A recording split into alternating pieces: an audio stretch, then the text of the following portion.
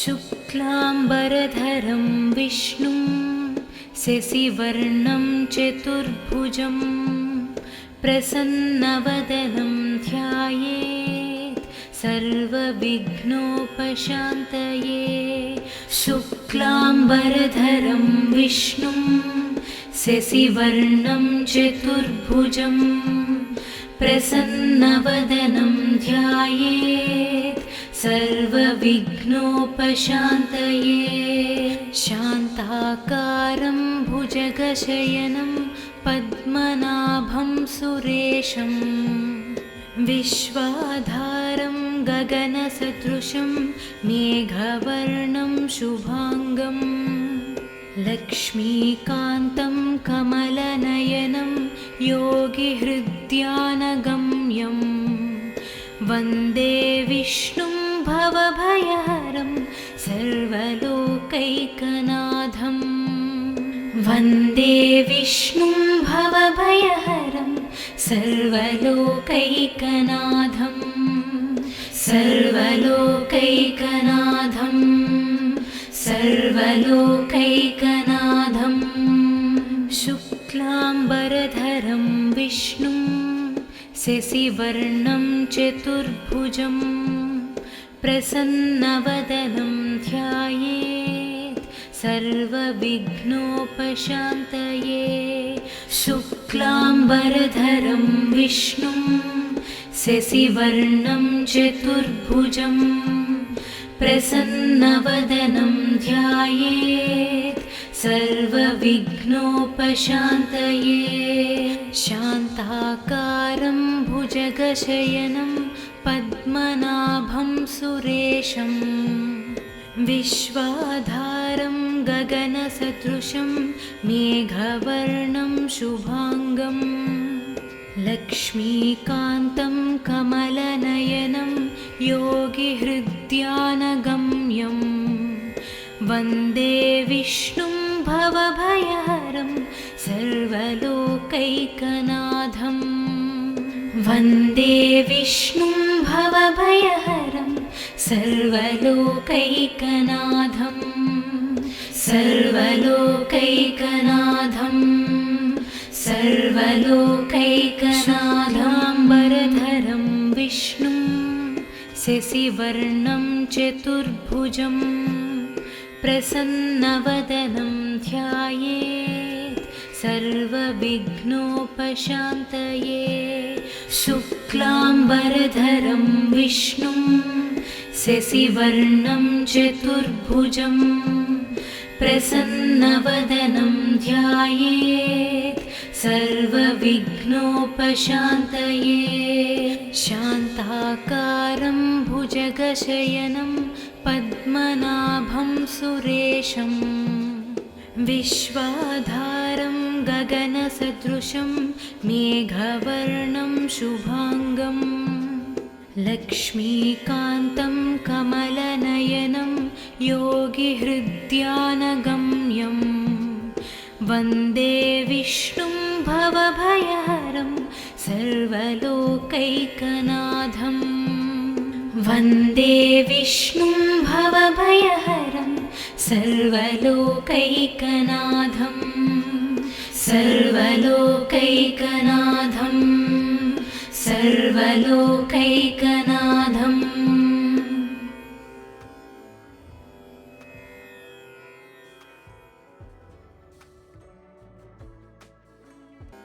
शुक्लाम्बरधरं विष्णुं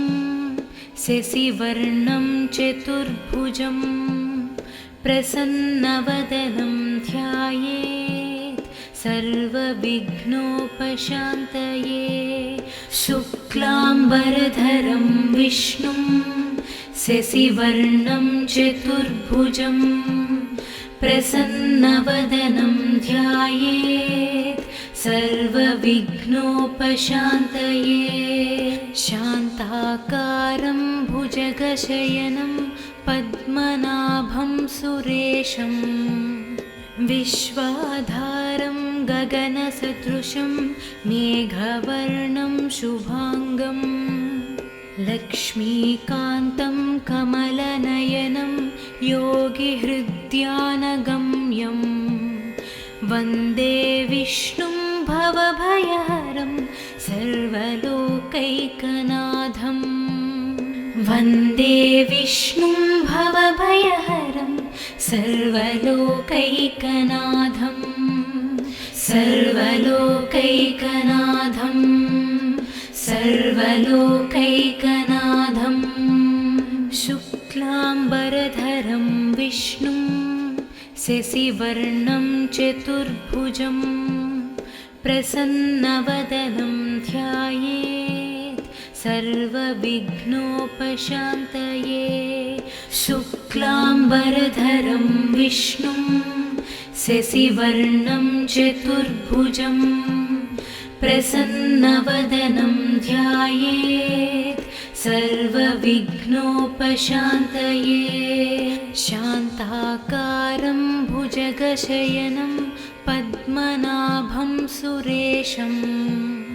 विश्वाधारं गगनसदृशं मेघवर्णं शुभाङ्गं लक्ष्मीकान्तं कमलनयनं योगिहृद्यानगम्यं वन्दे विष्णुं भवभयहरं सर्वलोकैकनाथं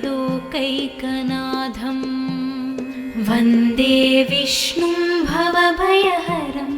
सर्वलोकैकनाथं सर्वलोकैकनाथं सर्वलोकैकनाथाम्बरधरं विष्णुं शशिवर्णं चतुर्भुजं प्रसन्नवदनं ध्यायेत् सर्वविघ्नोपशान्तये शुक्लाम्बरधरं विष्णुं शशिवर्णं चतुर्भुजं प्रसन्नवदनं ध्यायेत् सर्वविघ्नोपशान्तये शान्ताकारं भुजगशयनं पद्मनाभं सुरेशं विश्वाधारं गगनसदृशं मेघवर्णं शुभाङ्गं लक्ष्मीकान्तं कमलनयनं योगिहृद्यानगम्यं वन्दे विष्णुं भवभयहरं सर्वलोकैकनाथं वन्दे विष्णुं भवभयहरं सर्वलोकैकनाथं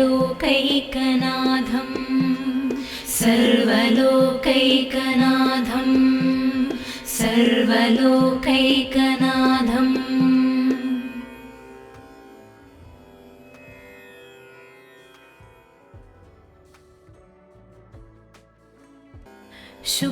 शुक्लाम्बरधरं विष्णुं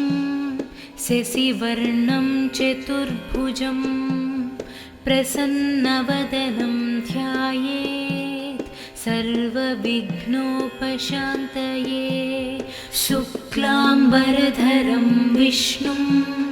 शशिवर्णं चतुर्भुजं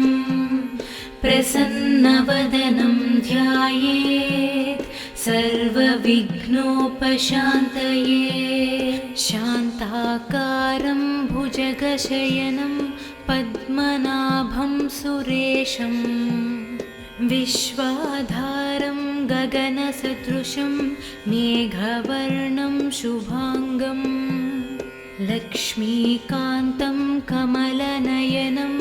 योगिहृद्यानगम्यं वन्दे विष्णुं भवभयहरं सर्वलोकैकनाथं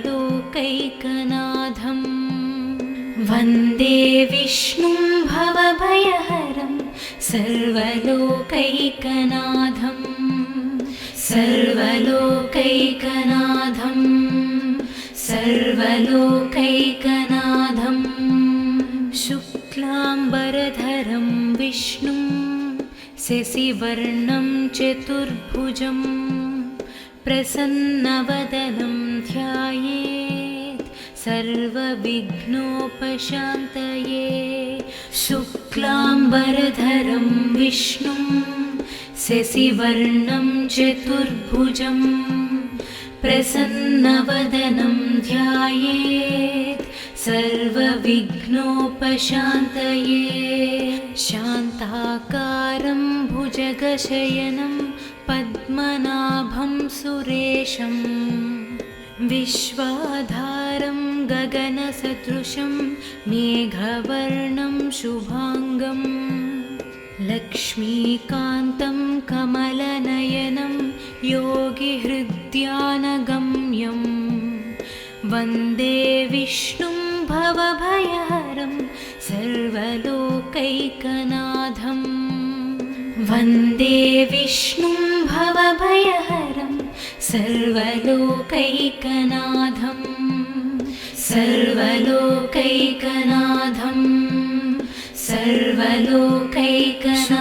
सर्वलोकैकनाथाम्बरधरं विष्णुं शशिवर्णं चतुर्भुजं प्रसन्नवदनं ध्यायेत् सर्वविघ्नोपशान्तये शुक्लाम्बरधरं विष्णुं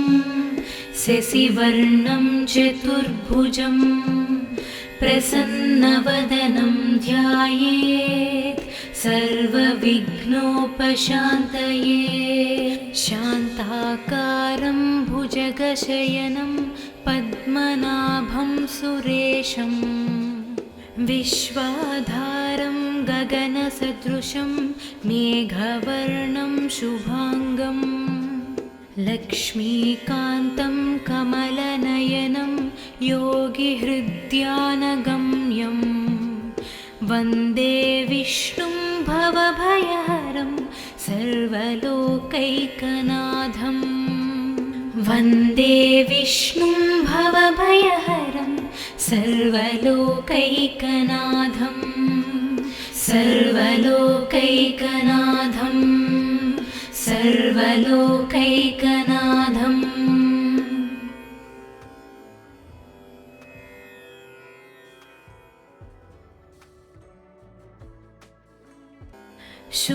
शुक्लाम्बरधरं विष्णुं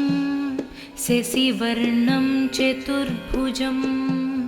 प्रसन्नवदनं ध्यायेत् सर्वविघ्नोपशान्तये शुक्लाम्बरधरं विष्णुं शशिवर्णं चतुर्भुजं प्रसन्नवदनं ध्यायेत् सर्वविघ्नोपशान्तये शान्ताकारं भुजगशयनं पद्मनाभं सुरेशं विश्वाधारं गगनसदृशं मेघवर्णं शुभाङ्गं लक्ष्मीकान्तं कमलनयनं योगिहृद्यानगम्यं वन्दे विष्णुं भवभयहरं सर्वलोकैकनाथं वन्दे विष्णुं भवभयहरं सर्वलोकैकनाथं सर्वलोकैकनाथं सर्वलोकैकनाथं शुक्लाम्बरधरं विष्णुं शशिवर्णं चतुर्भुजं प्रसन्नवदनं ध्यायेत् सर्वविघ्नोपशान्तये शुक्लाम्बरधरं विष्णुं शशिवर्णं चतुर्भुजं प्रसन्नवदनं ध्यायेत् सर्वविघ्नोपशान्तये शान्ताकारं भुजगशयनं पद्मनाभं सुरेशं विश्वाधारं गगनसदृशं मेघवर्णं शुभाङ्गं लक्ष्मीकान्तं कमलनयनं योगिहृद्यानगम्यं वन्दे विष्णुं भवभयहरं सर्वलोकैकनाथं वन्दे विष्णुं भवभयहरं सर्वलोकैकनाथं सर्वलोकैकनाथं सर्व सर्वलोकैकनाथाम्बरधरं विष्णुं शशिवर्णं चतुर्भुजं प्रसन्नवदनं ध्यायेत् सर्वविघ्नोपशान्तये। शुक्लाम्बरधरं विष्णुं शशिवर्णं चतुर्भुजं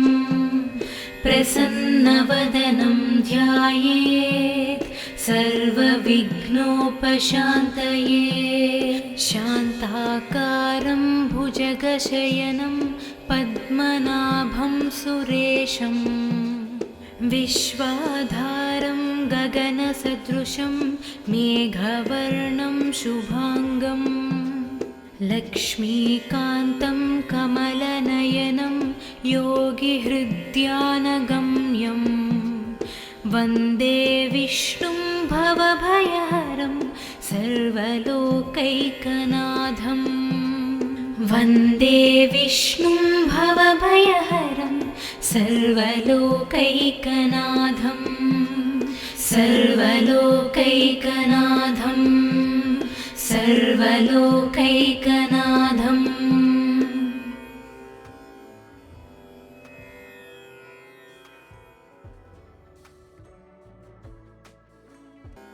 शुक्लाम्बरधरं विष्णुं शशिवर्णं चतुर्भुजं प्रसन्नवदनं ध्यायेत् सर्वविघ्नोपशान्तये। शुक्लाम्बरधरं विष्णुं शशिवर्णं चतुर्भुजं प्रसन्नवदनं ध्यायेत् सर्वविघ्नोपशान्तये। शान्ताकारं भुजगशयनं पद्मनाभं सुरेशं विश्वाधारं गगनसदृशं मेघवर्णं शुभाङ्गं लक्ष्मीकान्तं कमलनयनं योगिहृद्यानगम्यं वन्दे विष्णुं भवभयहरं सर्वलोकैकनाथं। वन्दे विष्णुं भवभयहरं सर्वलोकैकनाथं सर्वलोकैकनाथं सर्वलोकैकनाथम्। शुक्लाम्बरधरं विष्णुं शशिवर्णं चतुर्भुजं प्रसन्नवदनं ध्यायेत् सर्वविघ्नोपशान्तये। शुक्लाम्बरधरं विष्णुं शशिवर्णं चतुर्भुजं प्रसन्नवदनं ध्यायेत् सर्वविघ्नोपशान्तये। शान्ताकारं भुजगशयनं पद्मनाभं सुरेशं विश्वाधारं गगनसदृशं मेघवर्णं शुभाङ्गं लक्ष्मीकान्तं कमलनयनं योगिहृद्यानगम्यं वन्दे विष्णुं भवभयहरं सर्वलोकैकनाथं। वन्दे विष्णुं भवभयहरं सर्वलोकैकनाथं सर्वलोकैकनाथं सर्वलोकैकनाथाम्बरधरं विष्णुं शशिवर्णं चतुर्भुजं प्रसन्नवदनं ध्यायेत् सर्वविघ्नोपशान्तये। शुक्लाम्बरधरं विष्णुं शशिवर्णं चतुर्भुजं प्रसन्नवदनं ध्यायेत् सर्वविघ्नोपशान्तये। शान्ताकारं भुजगशयनं पद्मनाभं सुरेशं विश्वाधारं गगनसदृशं मेघवर्णं शुभाङ्गं लक्ष्मीकान्तं कमलनयनं योगिहृद्यानगम्यं वन्दे विष्णुं भवभयहरं सर्वलोकैकनाथं वन्दे विष्णुं भवभयहरं सर्वलोकैकनाथं सर्वलोकैकनाथं सर्वलोकैकनाथम्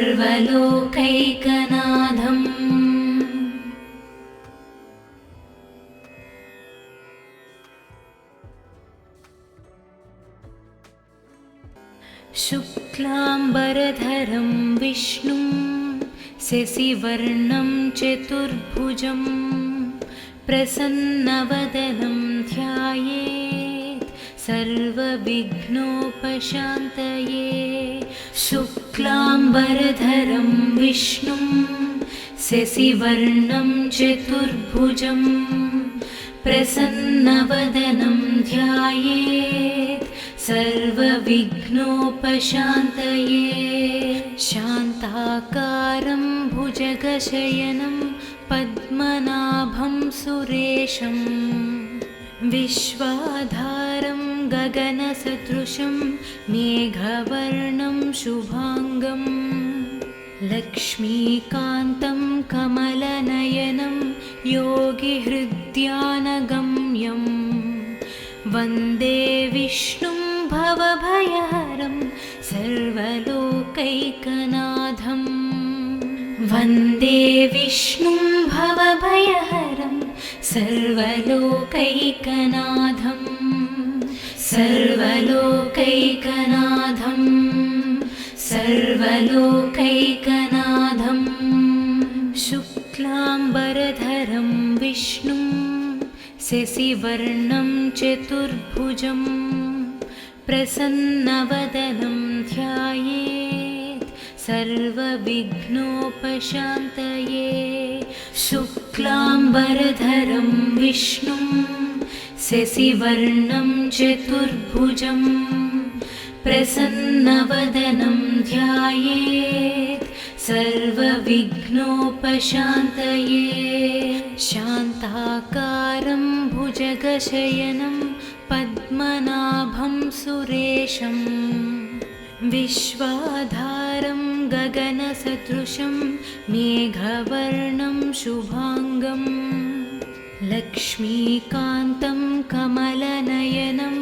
योगिहृद्यानगम्यं वन्दे विष्णुं भवभयहरं सर्वलोकैकनाथं वन्दे विष्णुं भवभयहरं सर्वलोकैकनाथं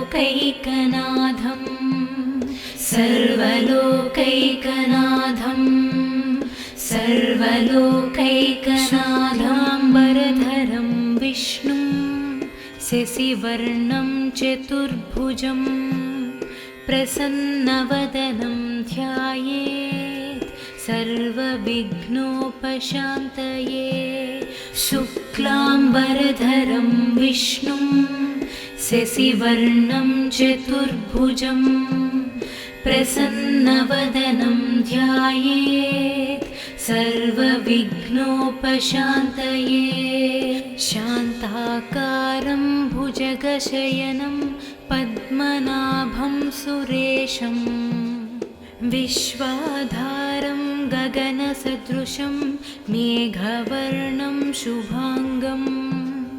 लक्ष्मीकान्तं कमलनयनं योगिहृद्यानगम्यं वन्दे विष्णुं भवभयहरं सर्वलोकैकनाथं वन्दे विष्णुं भवभयहरं सर्वलोकैकनाथं सर्वलोकैकनाथं सर्वलोकैकनाथम्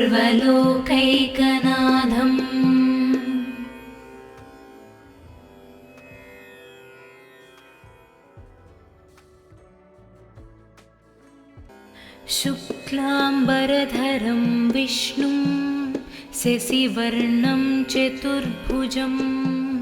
प्रसन्नवदनं ध्यायेत् सर्वविघ्नोपशान्तये शुक्लाम्बरधरं विष्णुं शशिवर्णं चतुर्भुजं प्रसन्नवदनं ध्यायेत् सर्वविघ्नोपशान्तये शान्ताकारं भुजगशयनं पद्मनाभं सुरेशं विश्वाधारं गगनसदृशं मेघवर्णं शुभाङ्गं लक्ष्मीकान्तं कमलनयनं योगिहृद्यानगम्यं वन्दे विष्णुं भवभयहरं सर्वलोकैकनाथं वन्दे विष्णुं भवभयहरं सर्वलोकैकनाथं सर्वलोकैकनाथं सर्वलोकैकनाथं शुक्लाम्बरधरं विष्णुं शशिवर्णं चतुर्भुजं प्रसन्नवदनं ध्यायेत् सर्वविघ्नोपशान्तये शुक्लाम्बरधरं विष्णुं शशिवर्णं चतुर्भुजं प्रसन्नवदनं ध्यायेत् सर्वविघ्नोपशान्तये शान्ताकारं भुजगशयनं पद्मनाभं सुरेशं विश्वाधारं गगनसदृशं मेघवर्णं शुभाङ्गं लक्ष्मीकान्तं कमलनयनं योगिहृद्यानगम्यं वन्दे विष्णुं भवभयहरं सर्वलोकैकनाथं वन्दे विष्णुं भवभयहरं सर्वलोकैकनाथं सर्वलोकैकनाथं सर्वलोकैकनाथाम्बरधरं विष्णुं शशिवर्णं चतुर्भुजं प्रसन्नवदनं ध्यायेत् सर्वविघ्नोपशान्तये शुक्लाम्बरधरं विष्णुं शशिवर्णं चतुर्भुजं प्रसन्नवदनं ध्यायेत् सर्वविघ्नोपशान्तये शान्ताकारं भुजगशयनं पद्मनाभं सुरेशं विश्वाधारं गगनसदृशं मेघवर्णं शुभाङ्गं लक्ष्मीकान्तं कमलनयनं योगिहृद्यानगम्यं वन्दे विष्णुं भवभयहरं सर्वलोकैकनाथं वन्दे विष्णुं भवभयहरं सर्वलोकैकनाथं सर्वलोकैकनाथं सर्वलोकैकनाथम्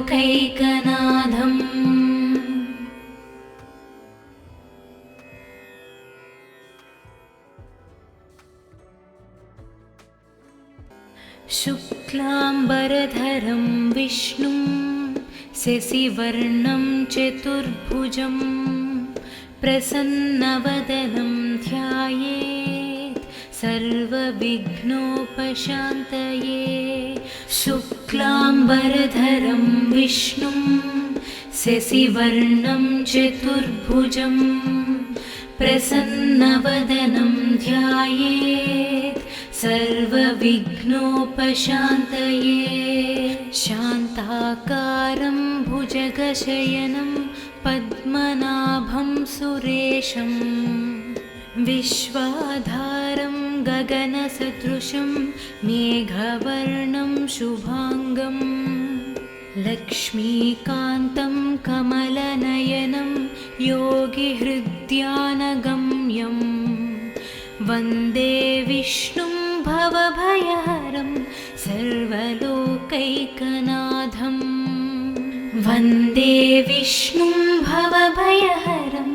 सर्वलोकैकनाथं सर्वलोकैकनाथं सर्वलोकैकनाथं शुक्लाम्बरधरं विष्णुं शशिवर्णं चतुर्भुजं प्रसन्नवदनं ध्यायेत् सर्वविघ्नोपशान्तये शुक्लाम्बरधरं विष्णुं शशिवर्णं चतुर्भुजं प्रसन्नवदनं ध्यायेत् सर्वविघ्नोपशान्तये शान्ताकारं भुजगशयनं पद्मनाभं सुरेशं विश्वाधारं गगनसदृशं मेघवर्णं शुभाङ्गं लक्ष्मीकान्तं कमलनयनं योगिहृद्यानगम्यं वन्दे विष्णुं भवभयहरं सर्वलोकैकनाथं वन्दे विष्णुं भवभयहरं सर्वलोकैकनाथं सर्वलोकैकनाथं सर्वलोकैकनाथाम्बरधरं विष्णुं शशिवर्णं चतुर्भुजं प्रसन्नवदनं ध्यायेत् सर्वविघ्नोपशान्तये शुक्लाम्बरधरं विष्णुं शशिवर्णं चतुर्भुजं प्रसन्नवदनं ध्यायेत् सर्वविघ्नोपशान्तये शान्ताकारं भुजगशयनं पद्मनाभं सुरेशं विश्वाधारं गगनसदृशं मेघवर्णं शुभाङ्गं लक्ष्मीकान्तं कमलनयनं योगिहृद्यानगम्यं वन्दे विष्णुं भवभयहरं सर्वलोकैकनाथं वन्दे विष्णुं भवभयहरं सर्वलोकैकनाथं सर्वलोकैकनाथं सर्वलोकैकनाथम्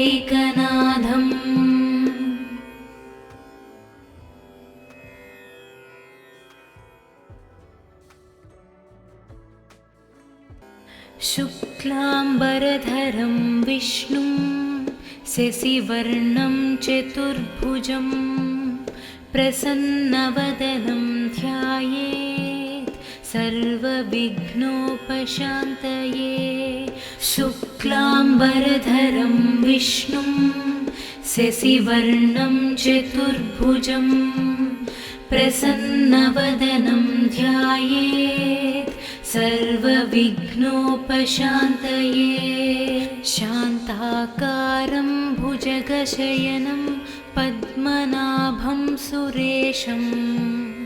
विश्वाधारं गगनसदृशं मेघवर्णं शुभाङ्गं लक्ष्मीकान्तं कमलनयनं योगिहृद्यानगम्यं वन्दे विष्णुं भवभयहरं सर्वलोकैकनाथं वन्दे विष्णुं भवभयहरं सर्वलोकैकनाथं सर्वलोकैकनाथं सर्वलोकैकनाथं शुक्लाम्बरधरं विष्णुं शशिवर्णं चतुर्भुजं प्रसन्नवदनं ध्यायेत् सर्वविघ्नोपशान्तये शुक्लाम्बरधरं विष्णुं शशिवर्णं चतुर्भुजं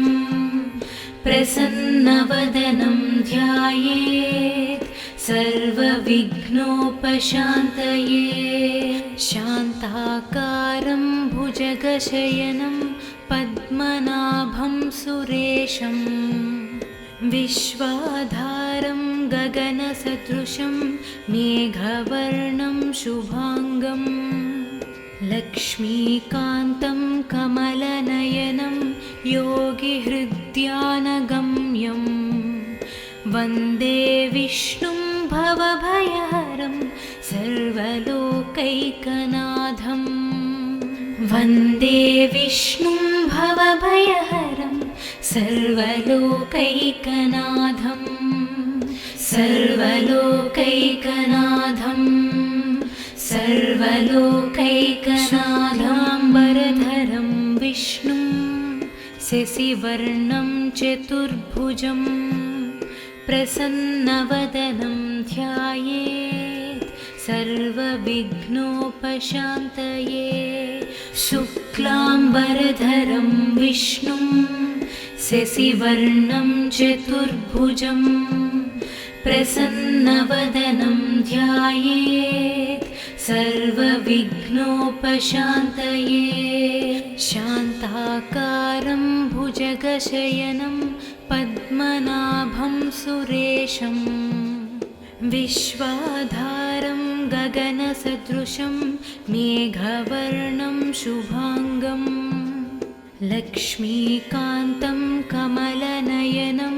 योगिहृद्यानगम्यं वन्दे विष्णुं भवभयहरं सर्वलोकैकनाथं वन्दे विष्णुं भवभयहरं सर्वलोकैकनाथं सर्वलोकैकनाथं सर्वलोकैकनाथम्